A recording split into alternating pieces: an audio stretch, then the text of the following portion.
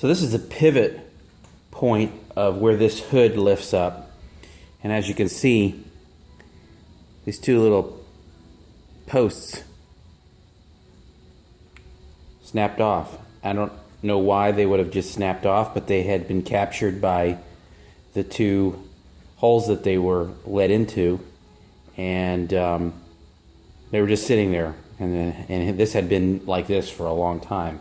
So I'm not sure why they broke, but there really was no reason for them to break other than it's plastic, so what do you expect? But the more important issue here is that I want to be able to fix this without spending $200 for a new hood.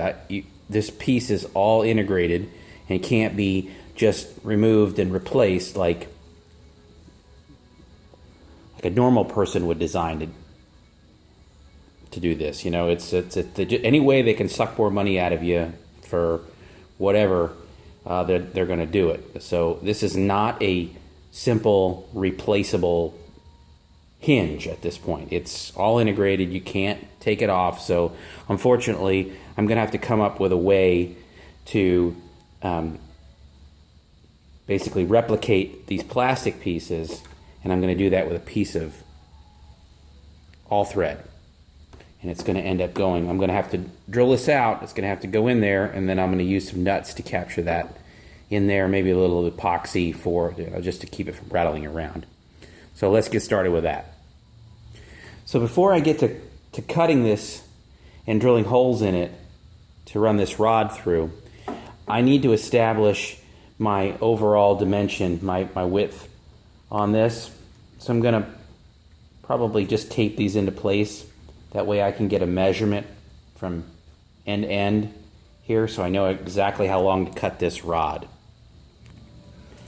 Okay, it's taped on. So I want this to be fairly accurate, although there is a considerable amount of play in this, because I remember when it was brand new that it wasn't exactly tight, and I don't think they were broken right from the beginning, but I think the vibration is what caused this to break off. So this is a D160 John Deere, and it's right at 9 inches. So if I was to cut this rod here at 9 inches, that will go all the way through. And I put a nice little bevel on this so that it's not sharp. I think that's going to make a perfect fix. I believe all of the D series tractors are going to have the same dimension. This is a 2011 model. I don't think there's been any change made to the appearance or the design of this fixture here. So I think 9 inches would be on the safe side if you had to do the same repair. So it's hard to draw a line on a threaded rod. So what I do is stick a piece of tape on there. That way I can get a nice accurate measurement. We said that was 9 inches.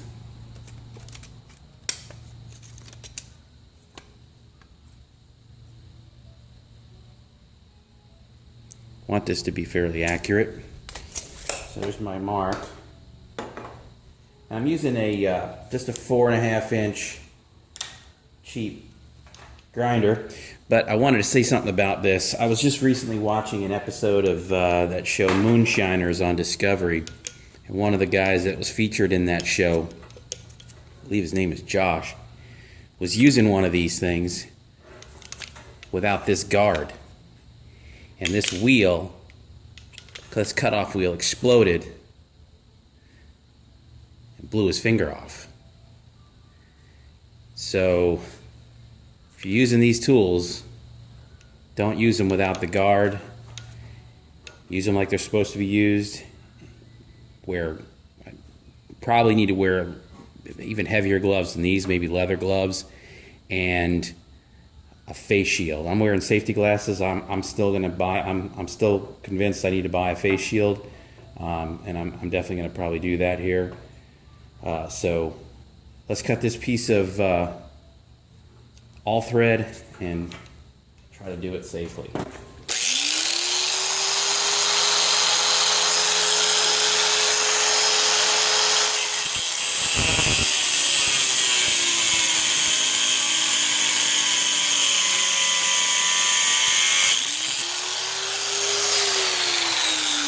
Okay, as you can see, the cutoff wheel makes kind of a burr. It's very hard to get a nut on here, but you can still do it. One way that is easy for most people is if you thread the nut on first and then make your cut. That will cause the threads to kind of correct themselves. But this is going to be real sharp, so I'm going to bevel the edge. I'm going to show you an easy way to do that, or a safe way, or maybe even a cheap way, I don't know. I chuck it up in a cordless drill, and then I bring it over to a my belt sander or your grinding wheel.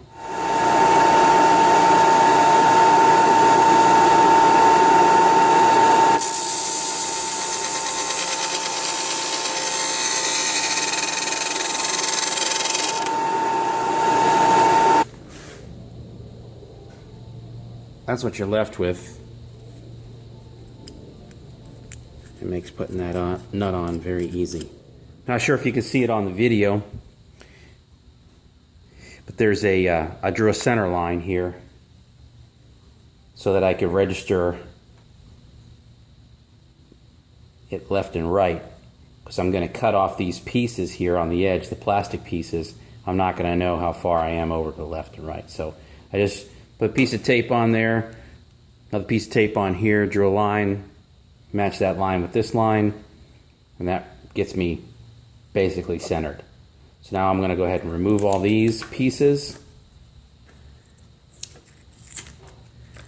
and I'm going to cut the plastic and drill a hole, because there's some internal plastic structure in here that's got to be drilled through to be able to insert this rod through. So let's I'm gonna have to set this up so I can get this to fit. Pretty sure it'll fit in there, maybe a little tight, but we'll see if we can make it work.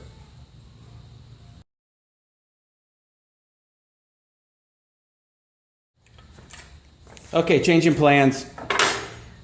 This is 3/8 inch rod.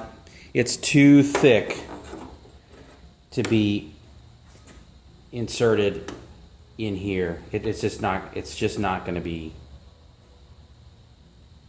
in the right spot. It's going to throw the geometry off of this hood tilting. So I'm going to use 1/4 inch rod out at the very end here, and that should probably be good enough. I might.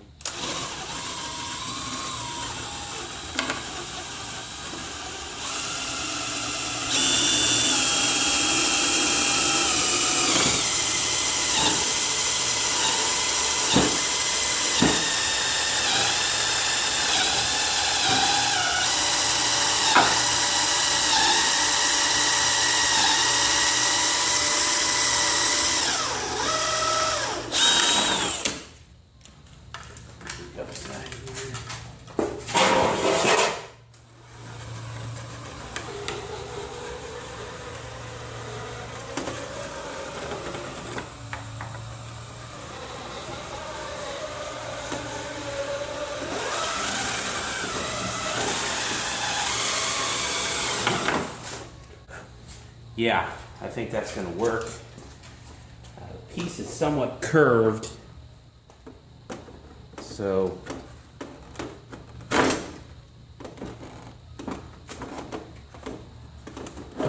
need a little persuasion with the hammer. No, it's going to go through. Okay, so we're going to go with that. You think about this for a little bit, and fortunately, it's one of these projects it's so hard to plan. You just kind of got to go into it and figure it out as you go along.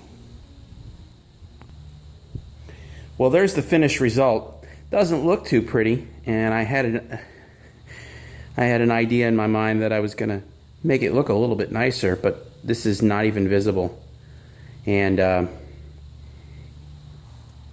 any other attempt to probably change this is probably going to alter the operation of the hood and the way it functions. I just it's not worth it. And it certainly isn't worth spending $200 to get a new plastic understructure here. So this, I think, is a great fix. This rod is not going anywhere. It's not sliding in or out.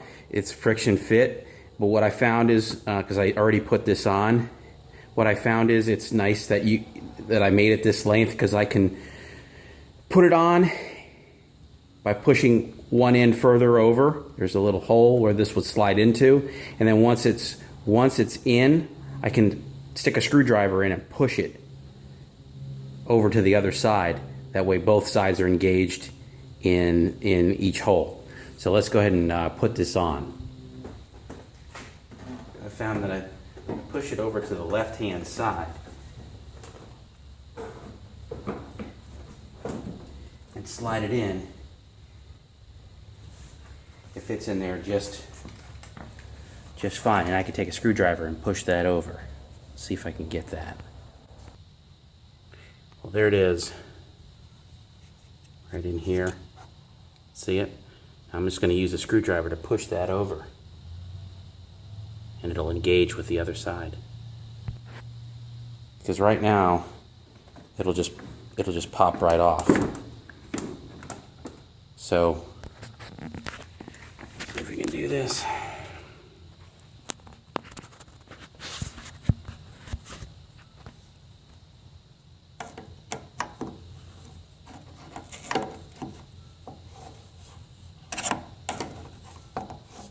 Okay guys, well there it is. Like I said before, it's not pretty, but it works now. And it doesn't come off, it's on there. So I'd say that was pretty successful for about a 30-cent piece of 1/4 inch round steel and a drill bit. Pretty cheap fix. Well, thanks for watching. I'll catch you on the next video. I hope this helps you out, and if you have any questions whatsoever regarding this, if you're not a regular subscriber, you're just looking to do a repair on your John Deere tractor, if you need any advice or any further information on this, please you can send me a message, you can email me, I'll leave that information in the comments. And again, thanks for watching. We'll catch you on the next video.